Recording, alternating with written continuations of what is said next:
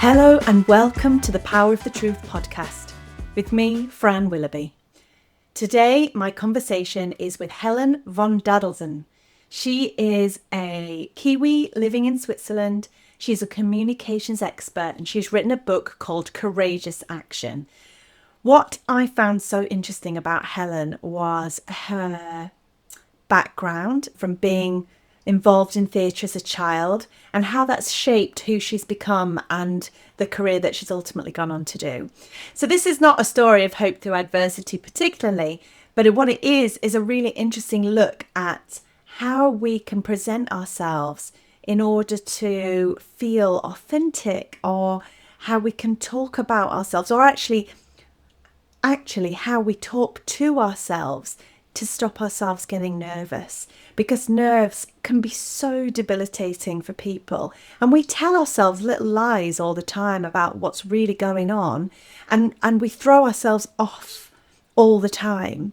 I'm really lucky because my background is theatre, and therefore I've learnt to deal with nerves all my life, and so has she. But she's written this book to help people get past that and help people present themselves in the best way possible so that they can get the best outcomes out of what it is they have to offer. So I really hope you enjoy this episode. It's a little bit different to others that I've done, but it's equally interesting and compelling, and she's a really interesting person. So without further ado, I really hope you enjoy this conversation with Helen von Dadelszen. Okay, here we go. Welcome to the Power of the Truth podcast. Helen, thank you so much for being here. Well, thank you for having me, Fran. I'm looking forward to this. Me too. So, for the benefit of my lovely listeners, of which I know you are one, which makes me very happy, would you please tell us a little bit about who you are? Yes. How long have we got? I am now a communications and vocal coach based in Switzerland near Geneva, but I didn't get here directly. There was a twisty, windy road to arrive where I did. I am originally a New Zealander, as you can probably hear from my accent, and was brought up in a big family, one of 5 children. And we were always involved in theatre as kids. And after university, I decided to do my overseas experience, as many Kiwis and Aussies do, and came over to first Scotland. Then I had some time in Italy. And then I followed my then boyfriend to Switzerland. And I have not left for over 20 years now. And I don't know how time flies like that, but suddenly I was married, had a house, 2 children, got divorced, found a new partner, and found my way into doing something that I absolutely love, which is to help people get their message across with confidence and clarity. And so that's where I am now. Amazing. And you mentioned you grew up in a theatre family. So what was that like, and how did it shape your relationship with kind of performance and nerves before you really knew that was a thing? Because that's a big part of what you do, isn't it?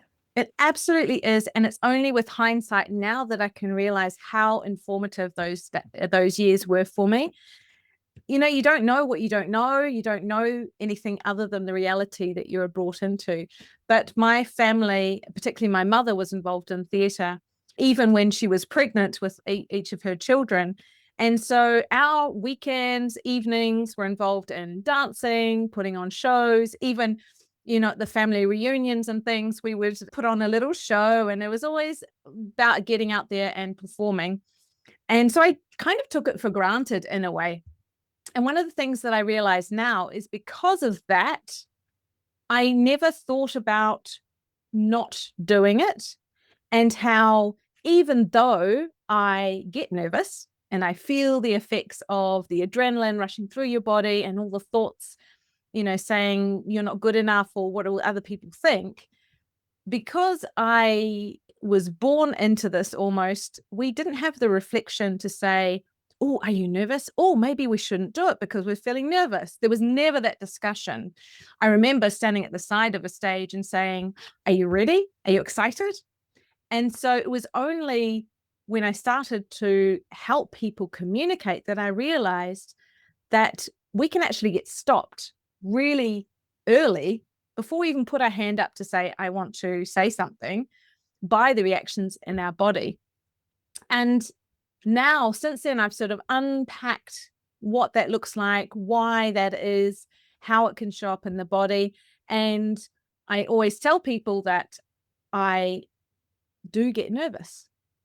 There are moments, even, before this interview, I think, who am I to do this? Oh, maybe I'll just cancel. Or we can delay it for a couple of weeks, right? Because my body is screaming, danger, danger, don't do it. And my mind is racing with all these negative, self-doubting thoughts. But I have learnt over time that I've been doing this work, through the theatre I've done, through Toastmasters that I've been very involved in, and learning a lot to see what works for clients and myself, to know that those reactions in the body and the mind don't mean stop. They're a warning. They mean that you're ready. They mean that it's important, and you can find ways to channel that into positive energy and still stand up and speak your truth. Yeah, it's so interesting, isn't it? Because I think, and certainly I know we talked about this when we first met, because my background is musical theatre, and I grew up dancing from being very young, four. I think I was 4 when I went to my first dance class.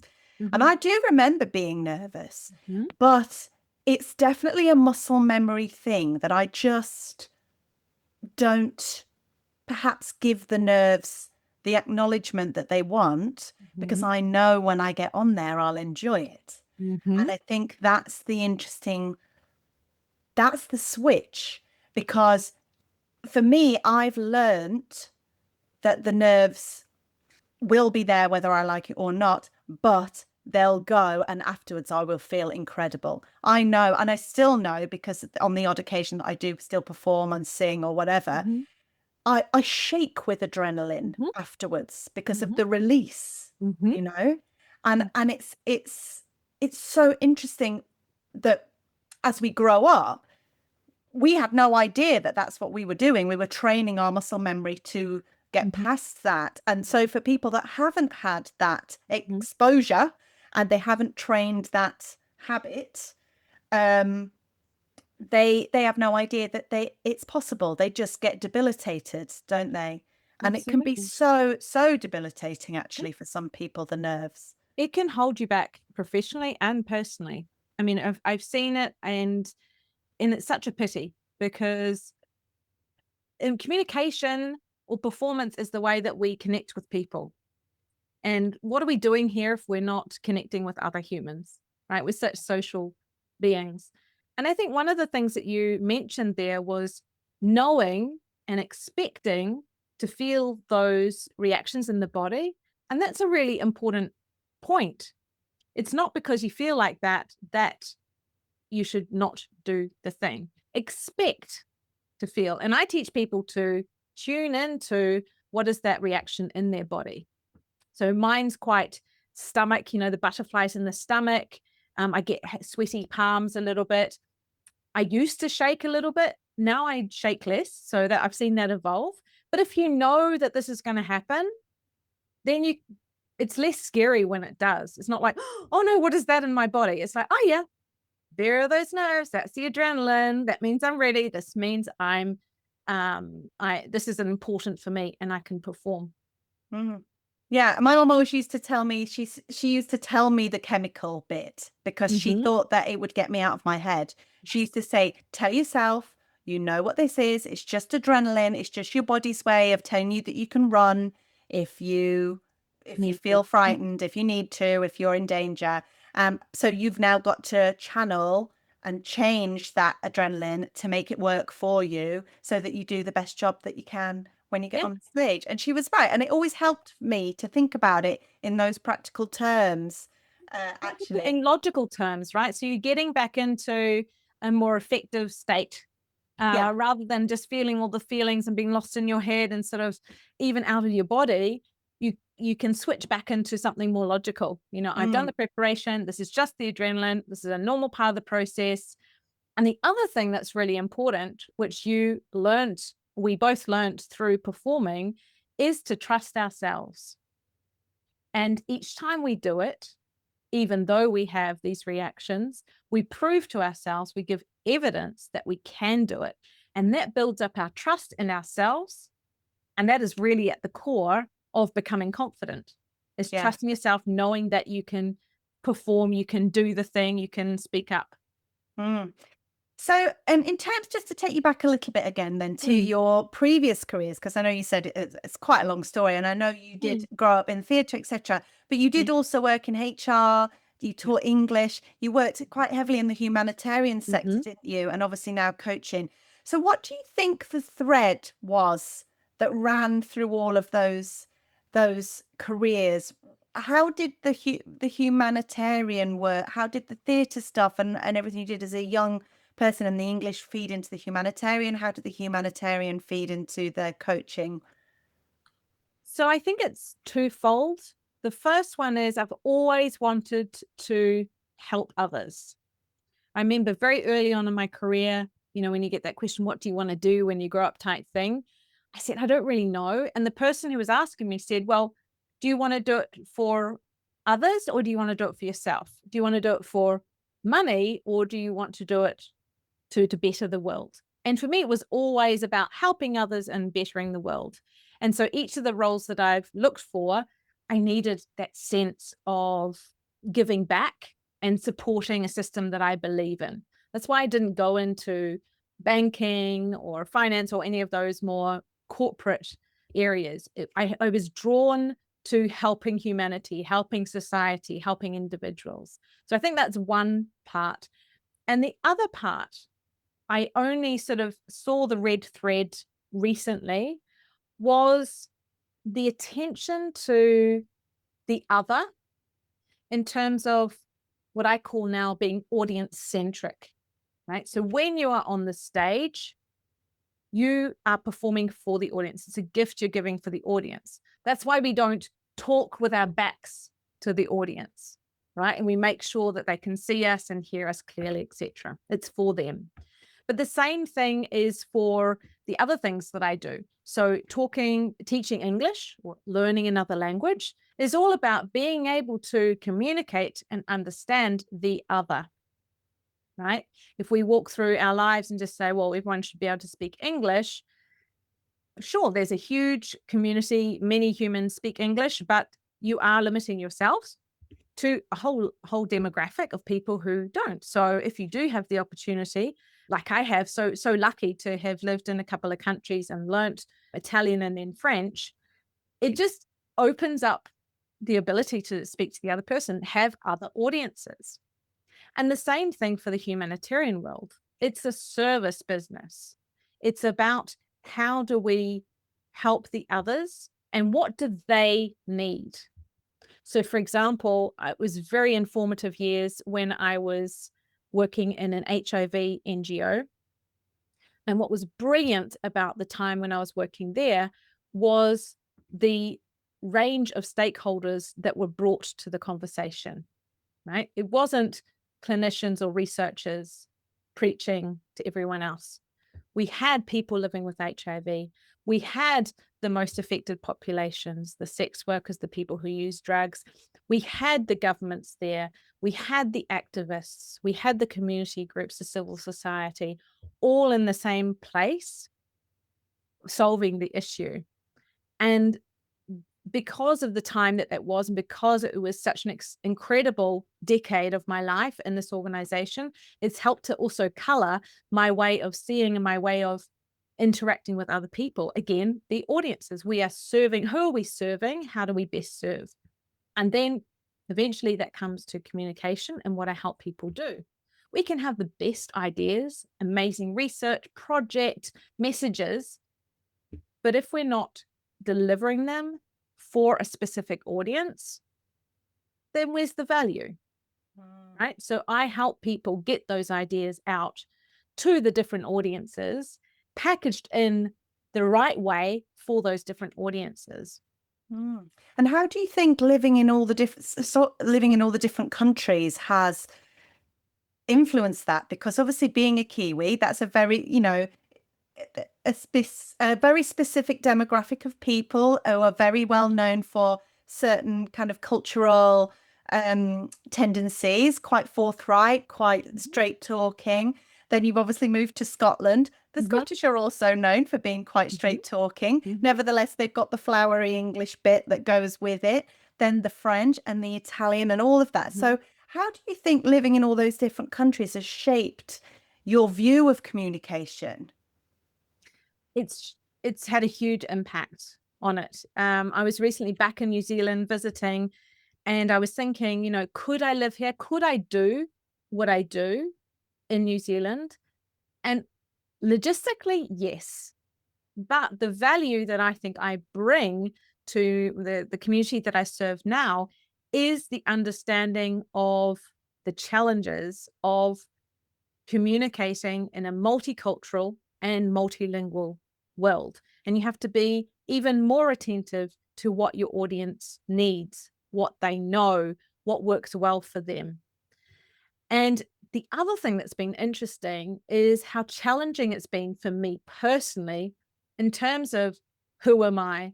How do I identify? How do I fit in? How agile can I be without losing myself in the process?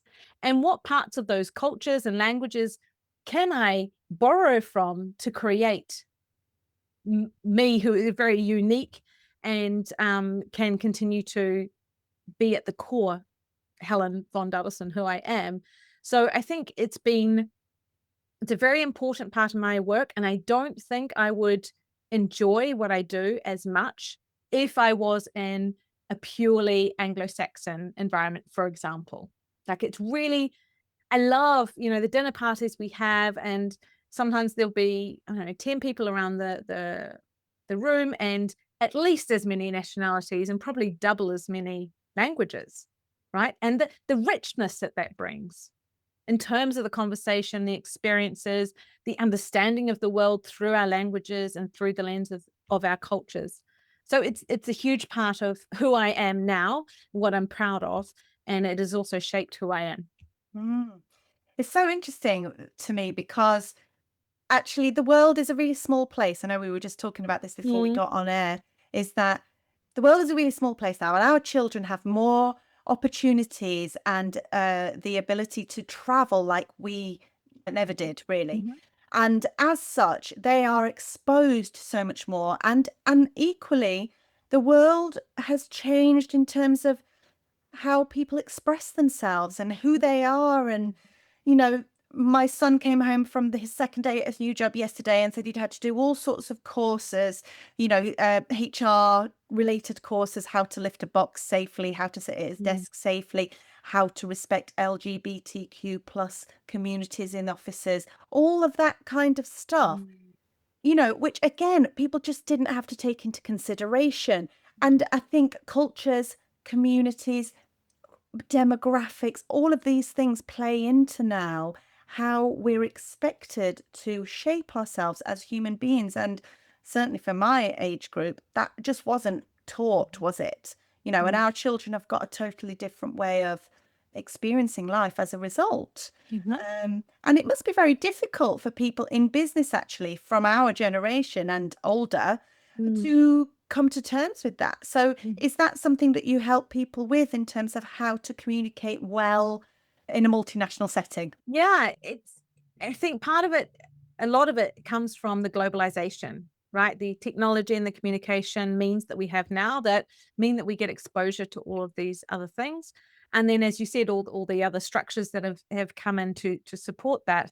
And what I do is always starts with the audience. So whether it is a multicultural, multilingual environment or a specific demographic, young people or doctors or whatever it is, I always start there. That is, without understanding the audience, what they need, what they want, what they expect, then you are sending a message into the void essentially, and it's hit or miss.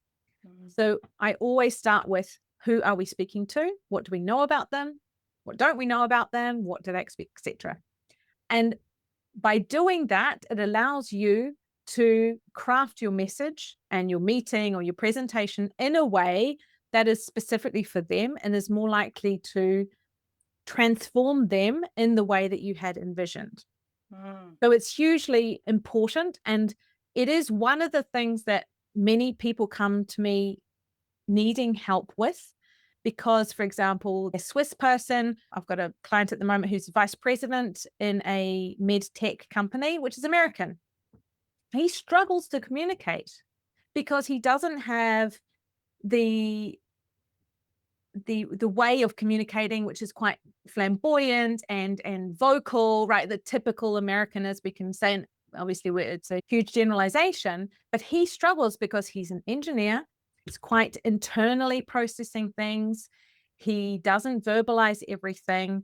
He also then comes with quite a strong French accent, for example. And all of this means that he cannot do his job as well as he would like to, because he has to additionally, translate, and his English is excellent, but he has to work harder on adapting his style so that the other people around the board table understand him and his message. He needs to explain more than he would typically. He assumes that everyone has the same understanding as him. So all of these things, both in the content and in the production of his communication, need to be adapted, because otherwise he's held back in his career, which is such a pity, because these are things we can work on once we become aware of them.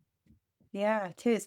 And also, I think in terms of being able to communicate effectively, and I'm thinking about this from a truth aspect now, in terms of people buying into whatever it is you're talking about, you've got to know almost how to sell yourself, haven't you, in that environment, in order to get people on board. Because when you're working in a culture that's so separate to the one that you're trying to sell to effectively, it can be really hard to bridge that gap, can't it? Yeah, and what's important is obviously to remain authentic to you, right? I don't teach people, and I don't really approve of everyone communicating in the same way. That's not helpful either. However, being more aware of your style and of the audience and what they need, and adapting within your ability to something that's going to resonate with them is actually really important, but staying true to yourself, because otherwise it's going to be very difficult, challenging for you, and your audience is going to feel it. If you're being performative, they won't buy it. And then there is a breakdown in communication. Absolutely. So talk to me a little bit more about your work in the humanitarian sector, because I know you were bringing HIV researchers onto an international stage in front of sometimes thousands of delegates. So what was that world like? Tell me a bit more. I know you've mentioned it already, but tell me a bit more. You described watching them. Some of them had never left their country, and they got their 5 minutes, didn't they, on the stage? So what was that like, and how did that lead into this work that you do? Yeah, so the reason I talk about this in so much detail is because it was kind of a light bulb moment for me and what I'm doing now. And it took a while for me to get to where I am, but that moment, so I was in charge of the scholarship program for these HIV researchers. So we'd have an application process. They needed to submit their proposal for a workshop or their research to be presented. And so there was huge criteria to get through. And these conferences, the biggest one I was involved in, we had 26,000 delegates. So enormous event and very, very well run. And so I was in charge of bringing the scholarship recipients to wherever we were. So the first one I did was in Toronto in 2006. And for some people, it was such a big deal, and it was make or break for their career as well. I mean, once you get up on the stage and you become published in the research world, you need to get your name out there and be published to be taken into consideration. Brilliant, organized the flights, had an incredible travel agent helping there, booked the hotels, we had per diems for people, we were there 24/7. I remember sometimes waking up at 3 a.m, getting a call from India, someone's missed their connection, something. But I loved it. I was 27, 28 years old, and just, I had the energy and I actually loved being able to help these people get to where they needed to be. And then we'd see them, they'd be so grateful, thank you so much, as though I gave them the opportunity, which obviously I didn't. I was just doing the logistics. But then I would go into these abstract sessions, and the researcher would have their very badly designed, not designed, or ugly PowerPoint. They would take the microphone. They've got 5 minutes, for example, to present. They would turn around and they would read the bullet points. And it broke my heart. These people had incredible work. Some of it was groundbreaking. They had an amazing opportunity. Everyone wanted them to do well. Yet, between the technical knowledge and their lifelong work and communicating that beyond their clinic, there was a mismatch. And it's not their fault. And I sat there watching these presentations one after the other. And I was like, this is such a pity. They have not been taught how to communicate their ideas. And I just, it was another, I don't know, more than 10 years. Yeah, probably about 10 years until I started actually helping people like that. But it stayed with me as a moment. I can feel myself sitting in that seat, watching this very smart researcher from Kenya present. And it was such a disaster. And, no one even told them, well done. And they felt amazing. But you think, gosh, if they had just a minimum number of skills of how to engage the audience, of how to tell a story, of how to simply design a slide that's helpful for the audience and not their script, that could have changed everything. It changes, and it's not just for them, it's for the industry. It's not all about the message that we're getting out there and it gets out there, but our messages can change the world. If a funding body was there in the room and was engaged by that presentation, that could have led to additional funding for this researcher, which goodness knows what could have happened in the future. So I just saw that it might seem minimal, and I'm sure all of your listeners will have seen disastrous presentations. We've all seen hundreds of them, no matter what industry or level of business you're in. If we just get a little bit of training, become a little bit more audience-centric, we can make so much more impact with our messages. Do you know what just sprung into my head then? And I'm sure my husband won't mind me saying this. The first time he was best man at a wedding, he was in his very early 20s. And bless his heart, he was so nervous. And he did a speech. It was great, but he spoke so fast. Like it was, and he did it. And everybody came up to him afterwards and bought him a pint, patted him on the back. Well done, mate. Well done, mate. Because there's a lot of pressure, isn't there, for best man? Those kind of things. And he said to me, I spoke too fast, didn't I? I was like, yeah, you did a bit, but it was fine. Everybody loved it. It was fine. And the next time he did it, we'd worked his way up at work a little bit. He'd had to do a few more presentations. He'd had to do a bit more. And this next one he'd put a little bit more effort into it, having had that experience of the first one. He changed things around a little bit. He knew what worked and what didn't work, and he tweaked it, and it was a lot better. It wasn't perfect, but it was a lot better. By the time it came to him giving the speech at our wedding, which was a couple of weddings later, he did a really great job. It was totally different. By the time he got to the last wedding, bearing in mind this was only a few years ago, and he's now a director and all the rest of it in what he does, and he's great at speaking. He has to speak in front of people. I mean, he brought the house down, absolutely brought the house down. And it's so interesting because the practice, the application, the experience, the age, the wisdom, all those things fed into that journey of his best man speeches, and a little bit of coaching from me with my background in theatre, only a little bit because he's pretty good. But the other thing that I thought about within that was charisma. And I'm interested to know whether you believe that's something you can teach, because he does naturally have charisma. He has more charisma now, I think, than he had when he was younger, than when the nerves really got to him. So how do you work with people in terms of, because I mean, charisma is also, I suppose, confidence, perhaps. So Talk to me about that. I don't know how I've got to that from that conversation, but yeah, it yeah, just, yeah. So I think the first point is the exposure that your husband had allowed him to grow. He reflected, he learned, etc. And that is proof that these communication skills aren't just for a chosen few. We're not born with them. We can develop them, right? But you need to actually do it to learn. It's not something you can read about and then suddenly be a great speaker. Agreed. In terms of charisma, my question would be, what does that even mean? Right? Because I think it's different for different people. And you touched on one point there. Part of it is being confident, right? Not arrogant, but confident. And being able to then communicate that to others. So the way that I approach becoming a confident speaker, and I really think it's charismatic is so closely linked to that I would suggest it's confident and engaging together, maybe.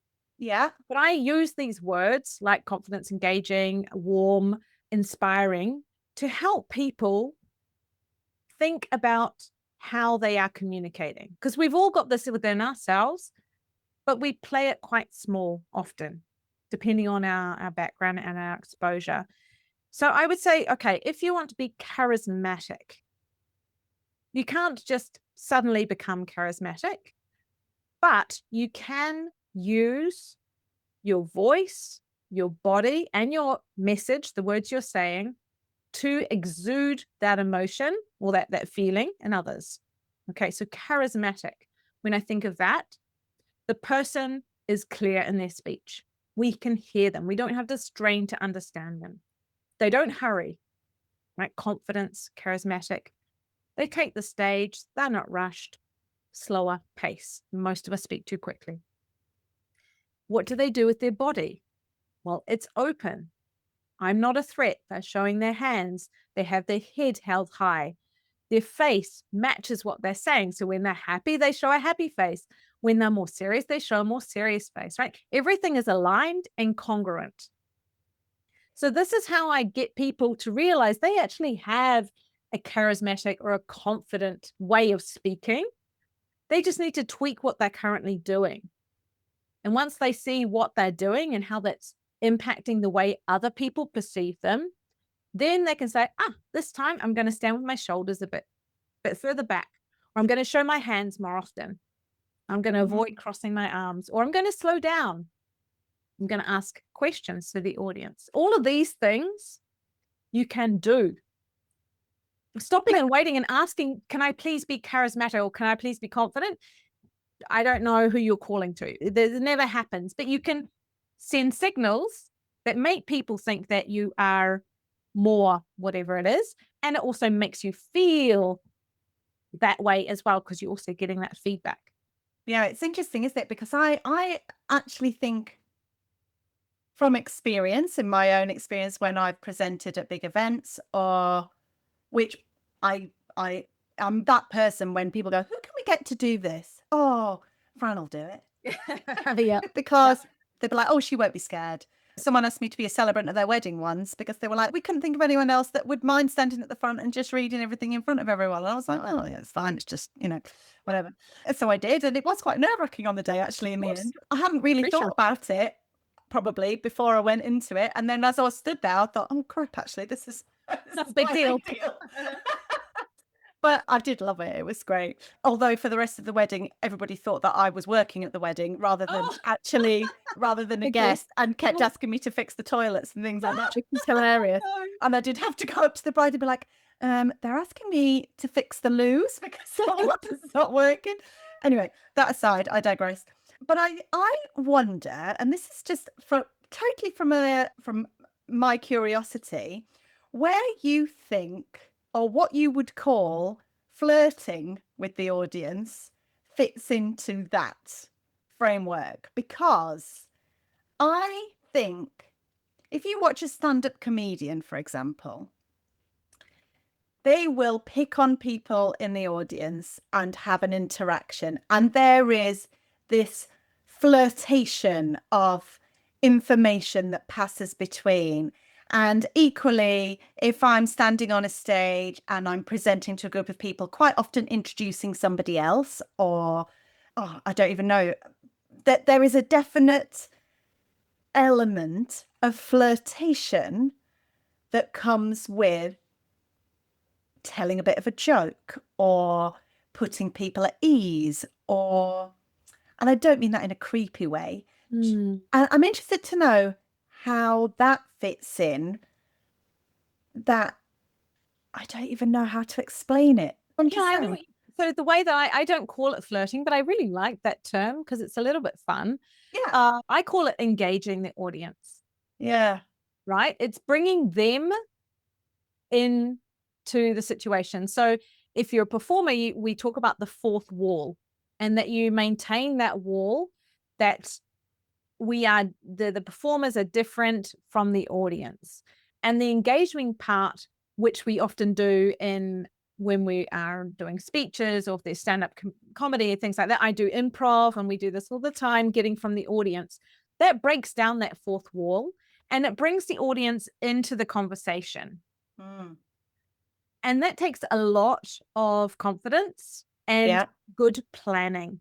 But as I said, if you understand your audience well and you understand the transformation that you want, and by that I mean, what do you want them to think, feel, or do after your presentation, your meeting, then you can find ways to bring them to your world. Because we talk about winning over the audience, don't we? Winning over the audience, but also getting them involved in the conversation. So there's typical things of a rhetorical question, a raise your hand if you, etc., or even saying something to someone next door, or telling a story, which naturally brings people in, especially if it's very familiar to them, if they can engage with the concepts behind all the heroes in the story. That brings people into the conversation. And so it's not me lecturing to you or me performing for you, but you're part of this. But it takes quite a lot of planning and confidence to do well. And I think it's always really important to keep true to yourself. And because the audience will feel that. And so when people say, oh, start with a joke, that sort of thing, if the joke is irrelevant or you're not good at telling jokes, don't tell jokes, because that's going to fall flat and start badly, right? But how can you engage the people? How can you get to where they are, their world, and bridge yours with theirs? Especially for technical fields, it's really important, because your field might be something so small, some molecule that you're looking at, but the audience that you're talking to has no idea what you're talking about. So how can you bring us closer into the content so that we can engage with it? It's interesting. I've never really thought about it before, but I definitely do a lot of winking and flirting. That's your style, Fran, Yeah. You feel comfortable doing that, and that's how you anyway interact with people in normal life. Yeah. Right? Yeah. So stage, it makes sense for you that to be an extension of you. But someone who is not like that naturally will find that very difficult. And so we need to find our own ways of doing it in a very genuine, authentic way.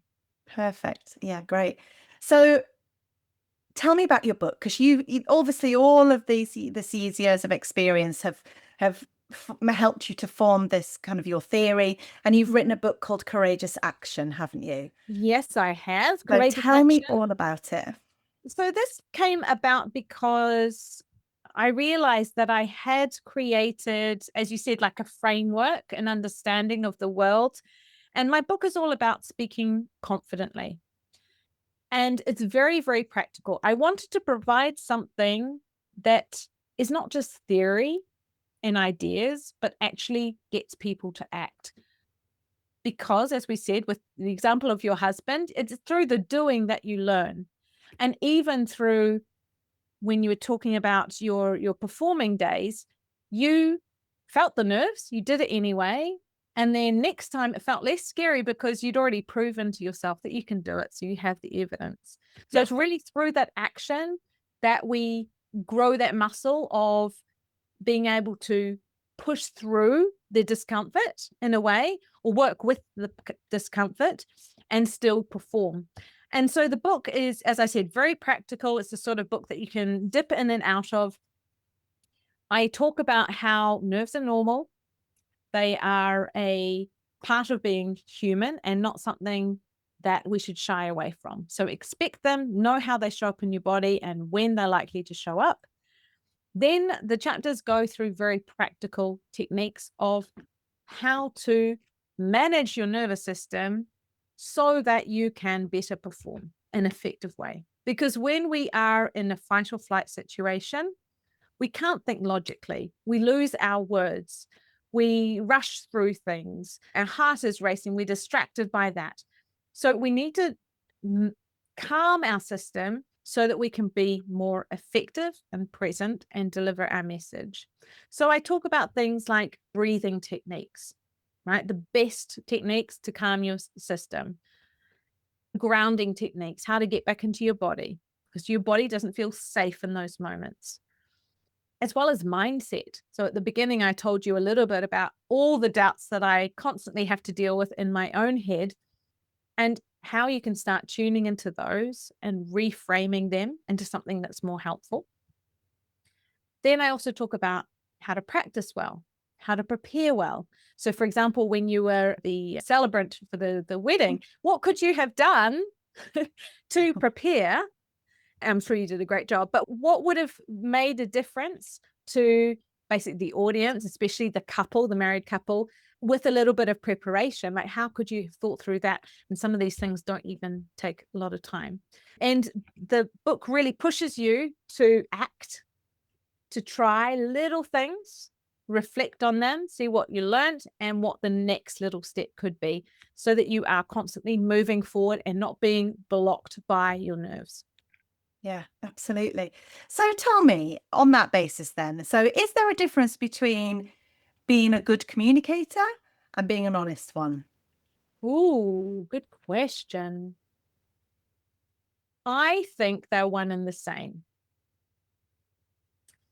I guess the question comes to, and I get this quite often, that doesn't feel like me. I don't do it that way, right? Which might feel like the way you're communicating, or I'm suggesting that you communicate, is dishonest.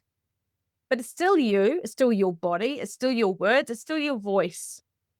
So as I said, we have often created a smaller way of speaking. I talk about having a caged voice or a restricted vocabulary in the way that we communicate. And what happens if we look at it from a different angle? What happens if we add in some other elements?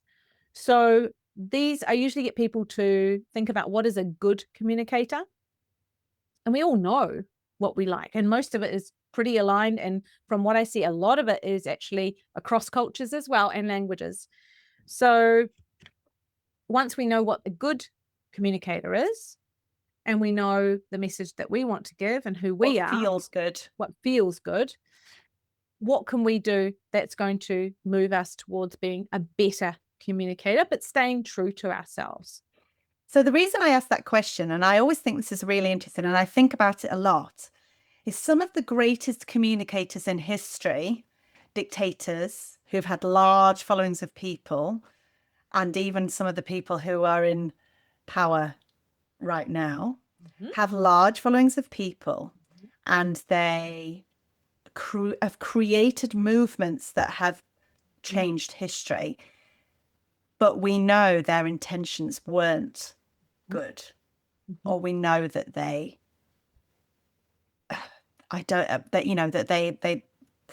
we know they were bad people, basically. Look at Hitler. I mean, look at the rallies, the people that turned up to Hitler's rallies. So what was it about, let's take Hitler as an example. What was it about him that made people follow him in that way, when actually the content of what he was promoting was, I mean, it was honest to him because he believed it. But in the grand scheme of things, it blows my mind that people would blindly follow. Yeah. So it's hard for us to imagine. I think that you have pinpointed something very interesting, and you said it yourself. He was being honest and true to himself and his intention.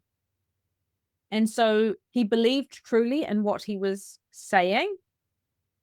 And we can convince people of ridiculous things if we truly believe it and can communicate it in an engaging way. Yeah. And I think it's interesting because it's as though the power of the communication is stronger than the message in a way. Yeah. Right? You probably have also seen really great communicators. They're like, oh, they were so engaging and dynamic. What was their message? There was none.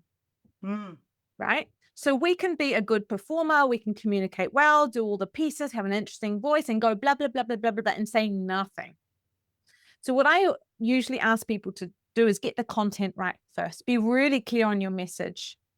What is that message and that transformation that I talked about? What do you want people to think, feel, and do?